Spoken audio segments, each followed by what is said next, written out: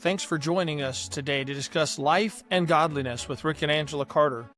If you'd like to be part of the conversation, email us at cartersforhope@gmail.com. That's Carters, the number 4, hope@gmail.com. Any questions you have, we'll discuss in future episodes. Right now, sit back and let's join in on the conversation. Welcome back. We're glad you all have joined us again. Yes. We're trying to get ahead, actually. The microphone flipped around. Anyway, I'm trying to get ahead, but we have a list of different topics that we wanted to talk about. And so today we are going to be talking about encouragement. Now, our last episode was about how to deal with criticism. Today we're going to be talking about encouragement. And I find this is a topic that people struggle with, I think. I think people struggle to know how to encourage other people. I agree. We're off to a strong start. I think it's because sometimes we just don't feel like it. Angela woke up with a headache today. So I've been encouraging her all morning. She has not appreciated it as much. No. And that's the problem. Sometimes our encouragement is not appreciated. Sometimes we just don't feel like it. Okay, well, let's start with this then. What is encouragement? What does it mean to encourage somebody or to be encouraged? Okay. Because if we kind of start with, let's talk about this part first then. What encourages me? What encourages you? If I was thinking, how could someone encourage me? And then maybe see the differences between the way we feel encouraged, right? Okay. All right. So this is couples therapy you get to sit in on. Okay. All right. So I'll start. Give you a moment to gather your thoughts. Encouraging things to me. Things that are... Well, the way things are said that are kind, that are respectful, the way you treat people is encouraging, or the way you're treated, I guess. If someone's disrespectful, that's discouraging. If someone's respectful, that's encouraging. If someone's kind, that's encouraging. If someone's unkind, that's discouraging. So that's part of it in my mind, how people treat you. And then the type of words that are used, like there are times when criticism is necessary, like we talked about last week, and being able to receive criticism, but constant criticism is discouraging. Every time you're around somebody, they only talk about what they disagree with or what they think you should change or how you should improve versus praise. I mean, telling people that, hey, good job, and I'm not someone that really needs a lot of attaboys, but when you're down, someone genuinely noticing something positive is an encouragement, I think. So those are things that are encouraging to me. Now, on a personal level, this is an area like my wife encourages me at times by, if I'm down, like fixing me something that she knows I like, or, I'm talking about meals or something to drink, fixing some tea or something like that for me and bringing it to me. Those type of things they're little things, they're unsaid things, but they are encouraging as well. Just kind of like, mindfulness of maybe something that is a personal preference or a like or a comfort in that sense, those type of things. So those are some things I think of when I think of encouragement. All right, what about you? Jewelry. Somebody to do my dishes, somebody to do my laundry, somebody to clean my house, just to leave me alone. Okay, so I think that's an interesting statement about leaving me alone. Because is it possible leaving someone alone can help encourage them? Sometimes. I say that sort of kind of joking. Like sometimes if I don't feel like I am in a great mood, like this morning I didn't feel like I was in a great mood, mostly because of the headache. People just to leave me alone and not ask me what's wrong with me. Not badgering. It's not leaving alone as in I'm leaving. No. But leaving alone as in not being pushy. I don't. What can I do to help you? How can I? Some people can be discouraging because they're over. Oh, yeah. I know I don't feel good. It's not that I feel down or anything like that. I just don't feel bubbly, And so, like my normal self. My normal bubbly self. Next time, let's talk about how bubbly you are. I don't think bubbly is not a word I used to describe you. And so, but then somebody comes. Not prickly either, but I'm just saying not bubbly. When I think of bubbly, to me, bubbly can become annoying. Well, yes, but you know what I mean. Like, so because I don't feel normal, like I don't feel like my normal self, and people pick up on that fairly quickly because this doesn't hide it. I know, right? So, um, Little cultural reference there from those that are a little older. anyway, what was I gonna say? Oh, so, but them bothering me, like coming up to me, or are you okay? Is everything okay? Did I offend you? Did I? Is that just like you didn't, but now you are, so leave me alone, kind of thing. That bothers me. So that's not an encouragement to me. But hey, I see something's off. I want you to know I'm praying for you, and then just leave me alone. That's okay. That's encouraging to me. So last week I had my devotions in First Thessalonians chapter 3, verse number 1, and it says, well, I say just the one verse, but I mean I read more, but that verse is what stood out to me that morning. And Paul said, when we could no longer forbear, we thought it best that I be left alone at Athens. And that word forbear, as far as I can see in the scriptures and definitions, and so it means to suffer in silence in the moment, right? So it means that when something's going wrong, you endure silently. You're not throwing a fit. You're not, and it's in the moment versus long suffering, which is over time, right?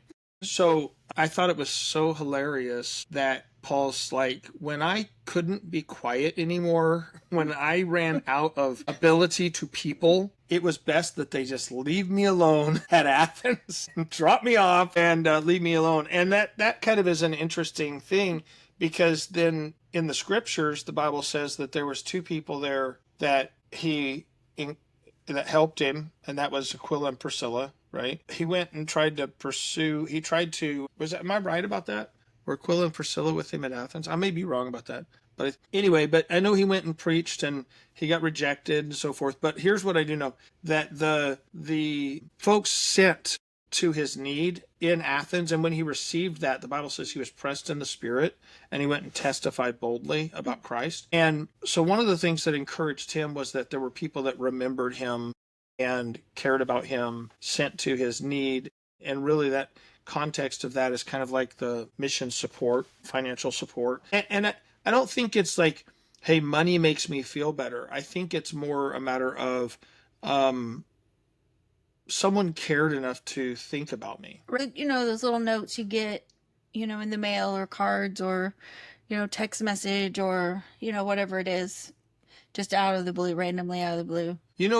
One of the things, this, but one of the things that I loved as a pastor, and I still have these, is when church kids would bring me up pictures they'd colored or drawn, or if a Sunday school class did cards. And I read every card. I looked at every picture, and I had this treasure chest in my office, and I put them in there, and I still have those. It's packed full of those things. And I know that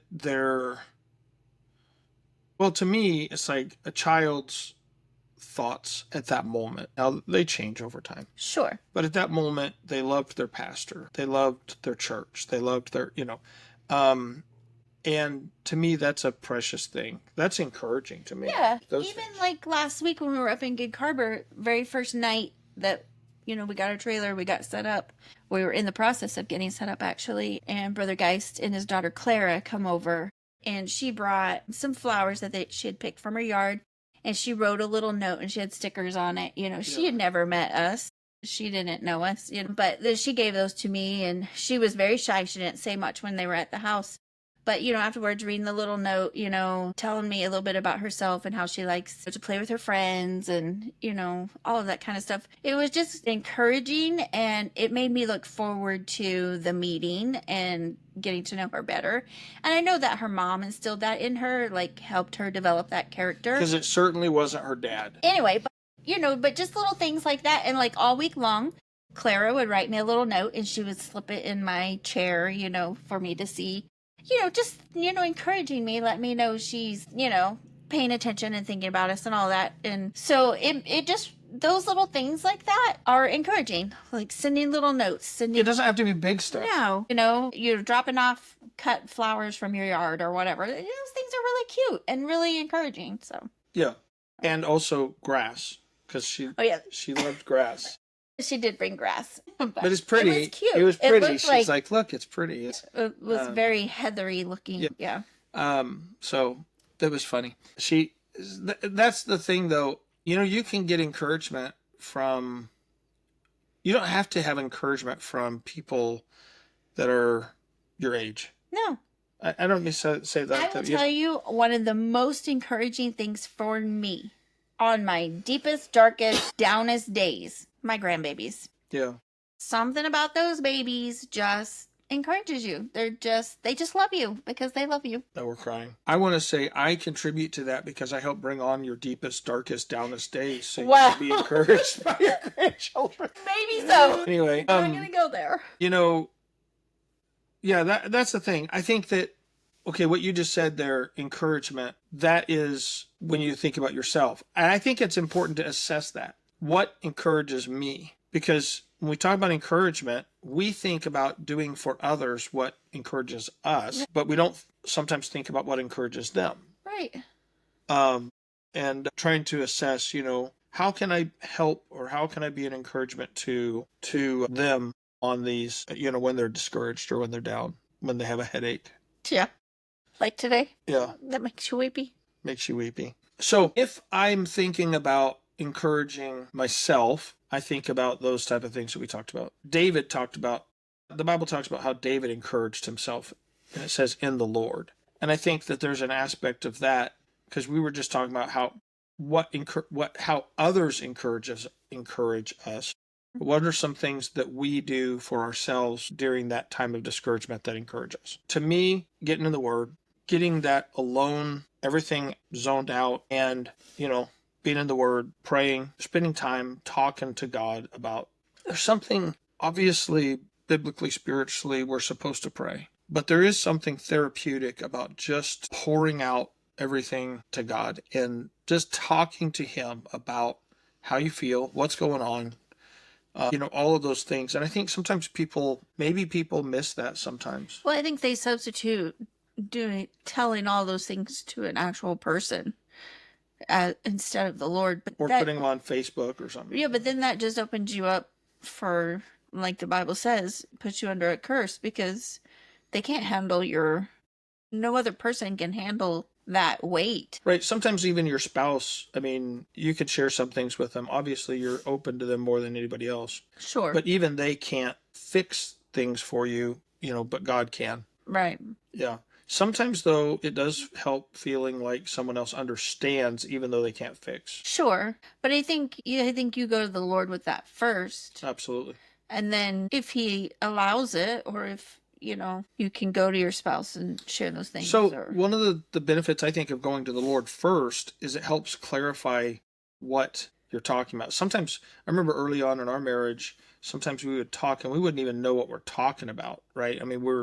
We're trying to explain things that we can't seem to explain and all that type of stuff. And actually spending time with God, talking to God about it, talking it through with the Lord helps to be able to bring clarity to the thoughts also and be able to share those thoughts better if we do talk about it or when we talk about it. Yeah. And then I like to listen to music. Music is a huge encouragement to me. Yeah. I sing music. Yeah, you do. Yeah.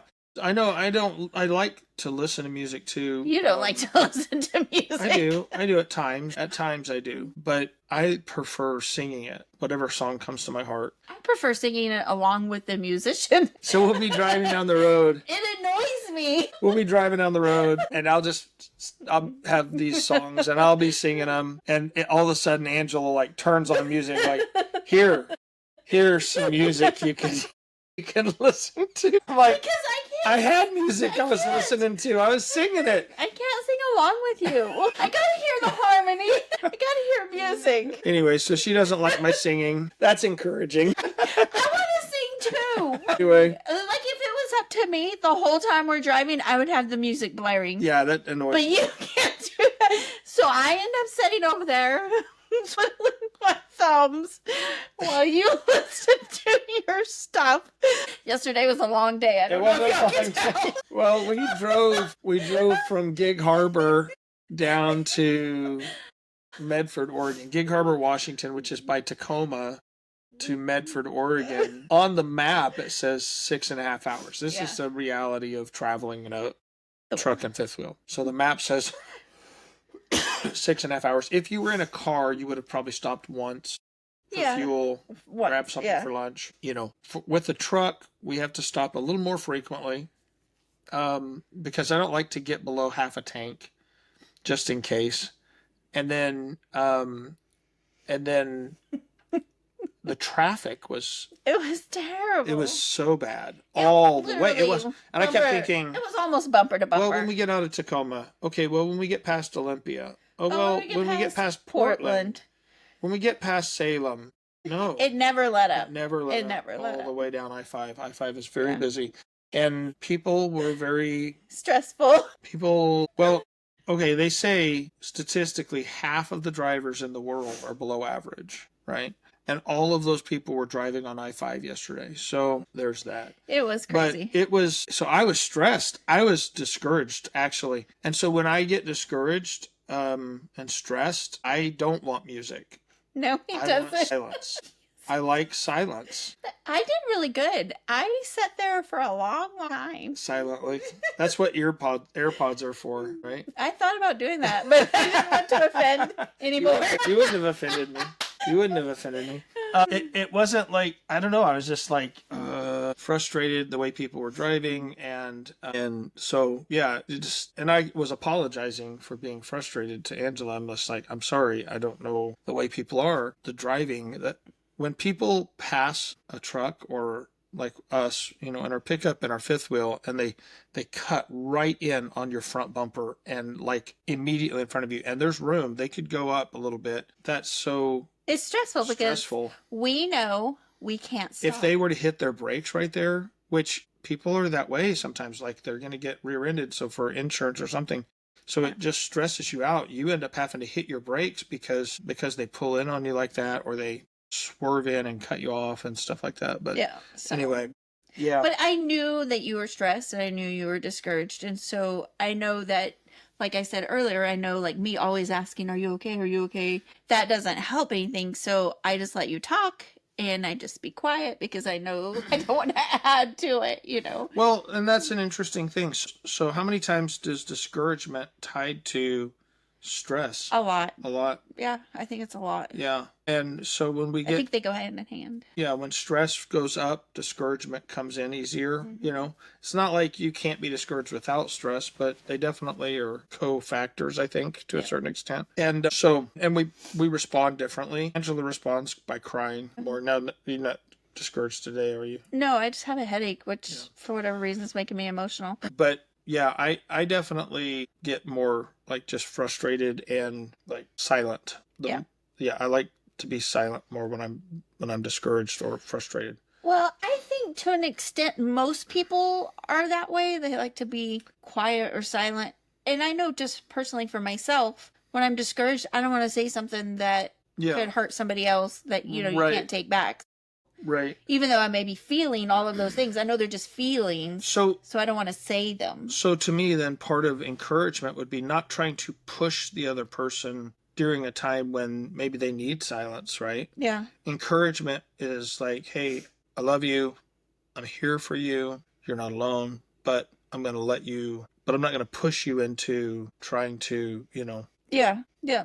So I know, like at Beth Haven, I had several ladies that, like I said, my face doesn't hide much of what I think or feel. And so, as soon as they would see me at church, they would come up to me and they would say, is everything okay? And if I said, I'll be fine, they just gave me a hug. Fine is the worst word. They would give me a hug. They'd tell me they love me. And then they just, would let me be. But because they knew that that's what I needed. I needed that. Well, let's talk about that then. Physical affection and encouragement. Sure. I mean, I knew those ladies loved me because they made a point to come up and tell me and, give me a hug. And that's what I needed. I didn't need someone to sit down and, draw whatever out. I just needed to know that there were people that love me. They're behind me. And when I'm over whatever this is, they're there for me. Right. So my tendency is more to hold your hand. Yeah. I mean, I will hug you, but also I know that within our relationship, physical affection, sometimes like the idea of, oh no, is he getting an idea? This might go further, can be a discouraging thing at that moment, not encouraging. Although for a man that is encouraging, for a woman not so much. Let me encourage you. Well, this went a different direction real quick. Well, it's true. I mean, that's part of marriage encouragement. But for a woman, it's more like, let me just sit and hold your hand. That way, you know, I'm not trying to be more forward, and you know that type of. But a lady can come up and hug you and yeah. No, and that, to me, that's encouraging. Yeah, it's not encouraging if a guy tries to hug me. No. I don't. I will hug a guy if we're real close when we greet one another. It's the man's side. But definitely, if a guy sees that I'm discouraged, I don't want him hugging me. Like, that would be weird. Pat me on the back, maybe. Fist bump. Brother, it's going to be okay. That type of deal. But, yeah, no hugging. I'm not a hugger. Not trying to hold your hand either. No, I wouldn't want him to hold my hand. Definitely. So we've established all the ways you don't like. Sometimes that's important. Encourage me from over there, please. That's different between men and women, isn't it? That's true. Yeah. That's true. Because even like a lady can hold another lady's hand just to encourage her a little bit. It's not as common in the States, but it is not common. Yeah, and in other countries more. You see it with little girls. Little girls, young girls. Well, even young boys will do that to a little extent. Yeah. Not as much, but... But in other countries, it is a big deal. That is how they show affection. So. Yeah, even men at times will do that. They'll hold hands with a friend or something like that. It's not like a weird thing in some other cultures, Asian cultures in particular. Yeah. Yeah. So anyway, that's interesting because you got the physical side of things, you got the verbal side of things, right? Mm-hmm.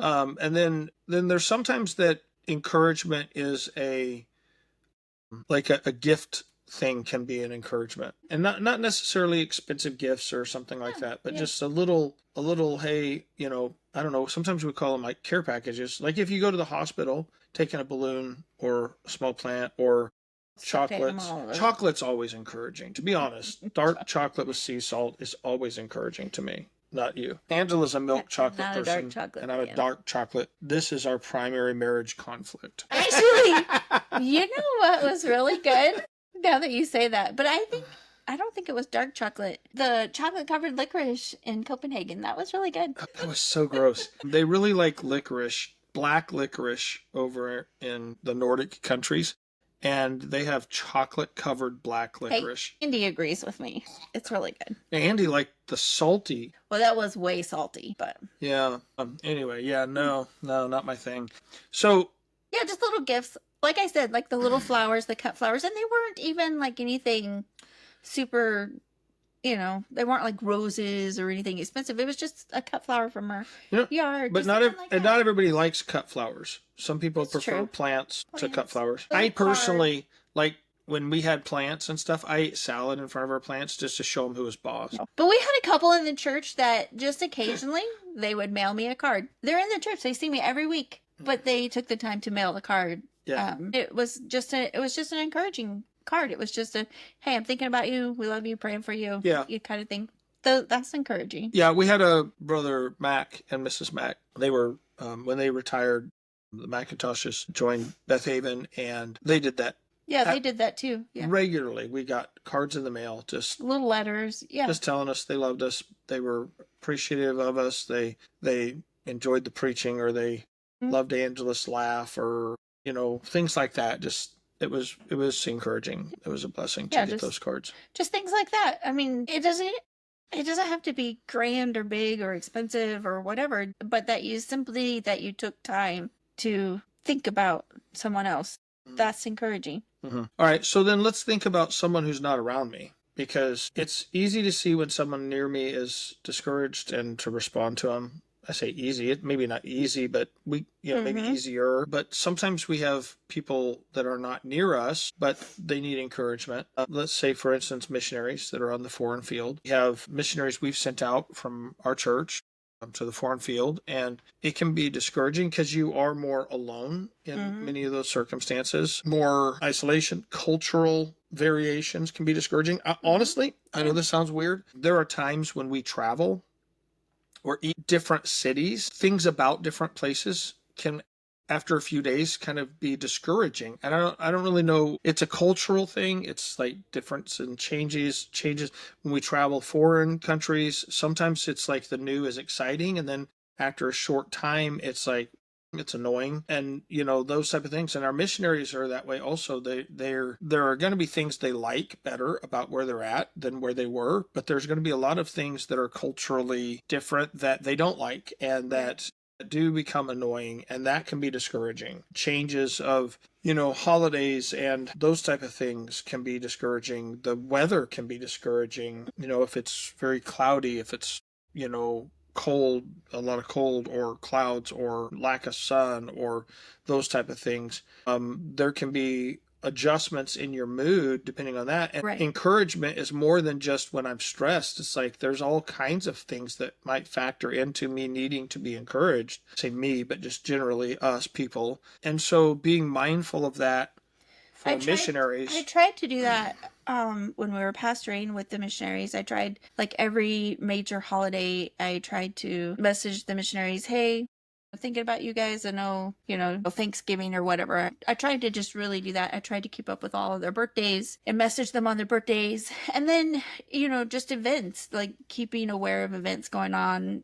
Some of them were having health issues, some of them were having babies and all of that. Just tried to do that. But then also just myself personally, I just tried to share my devotions with them at least once a week. But I really did try to do every day for quite a while. But at least once a week, just encourage them like, hey, this is what I learned in my devotions, praying for you, and to You share. also had like monthly Bible studies. I did monthly Bible studies, and were able to video in and do Yeah. that together. as their pastor's wife, I felt a responsibility towards that. So that they're part of our congregation. They're our friends, co-laborers, all of that. So I felt a responsibility to make sure and encourage and edify and all of that towards that way. Not in that position now. I do still have a couple that I message quite regularly with, and I think too, I think you have to remember, you were preaching this in Republic, Washington. You were preaching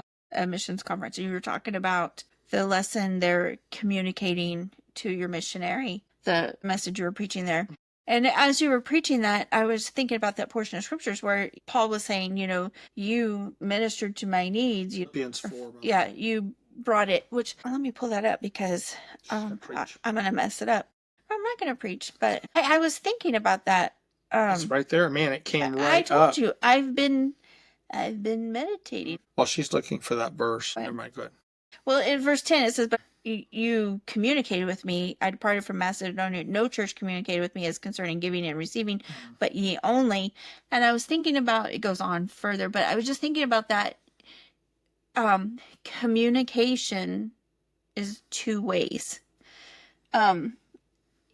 A person, the average person will communicate with you, but there has to be communication back. And I know, or they quit communicating. Or they quit communicating, exactly. And I don't mean this. It's probably going to come out bad. I don't mean it bad. I don't mean it wrong whatsoever. But as pastor's wife, I felt responsible, so I communicated, and I didn't care if there was communication back, because I felt like that's what God wanted me to do in that position. And I also cared for those people not in that position. I still care for those people, but the communication's different because there has to be a two-way communication. So I have a couple that, I have one that communicates with me every week, and I communicate back with them every week, and we encourage each other and edify each other, and I enjoy that relationship. And then I have some that communicate with me once in a great while, which is fine because I know everybody has their own life.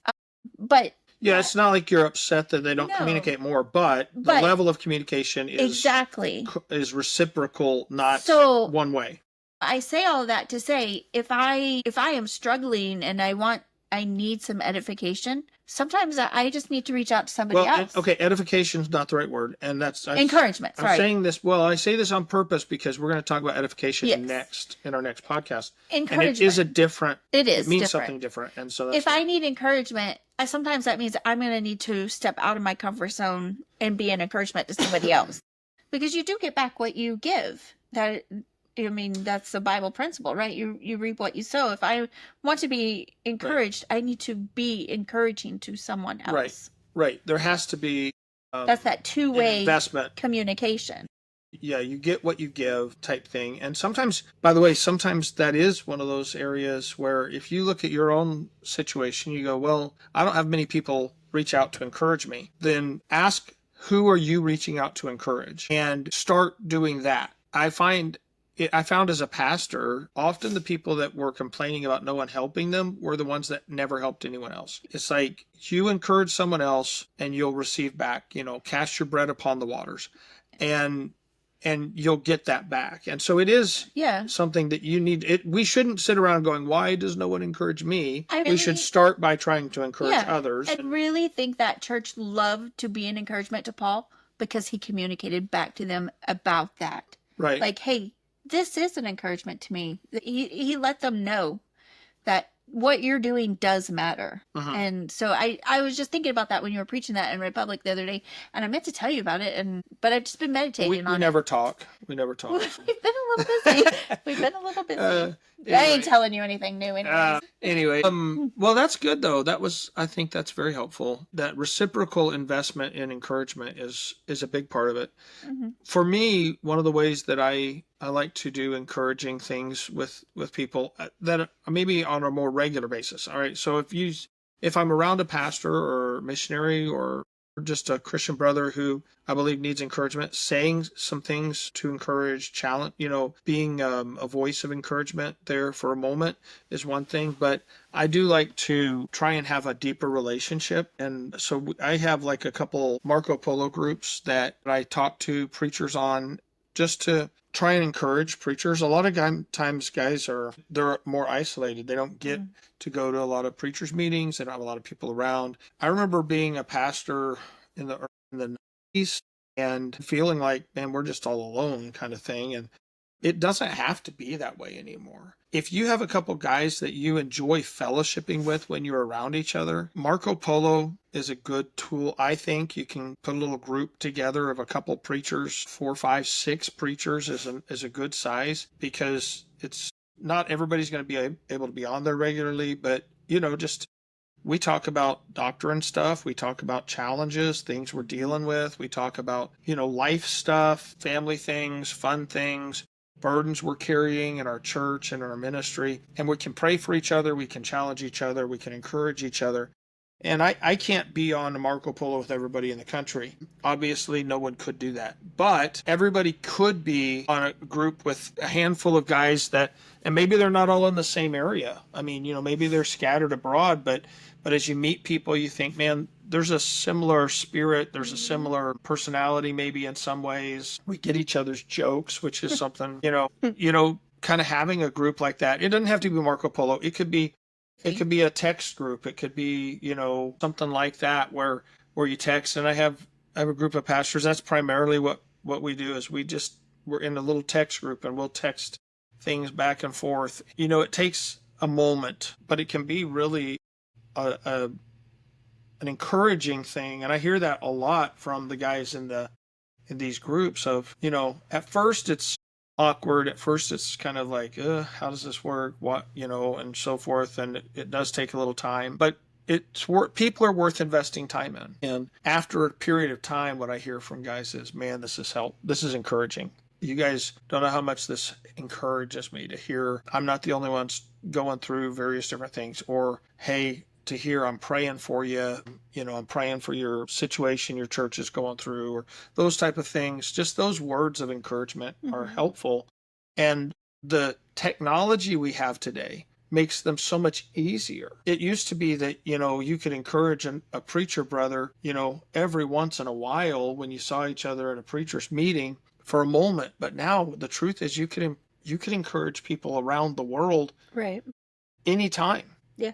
Anytime. And I think that sometimes we miss that opportunity. We get so wrapped up in the moment of what we're doing. And I get it. Everybody's busy. So it's not like people are sitting around but with nothing to do. But at the same time, if you want people to encourage you, you've got to take initiative to reach out to encourage them. I will tell you, like Sunday mornings, I get 2 or 3 texts from a couple different preachers, one from a young man who just serves in his church. He's the song leader there, but he texts me every Sunday morning, and just that he's praying for us, and it's encouraging. Yeah.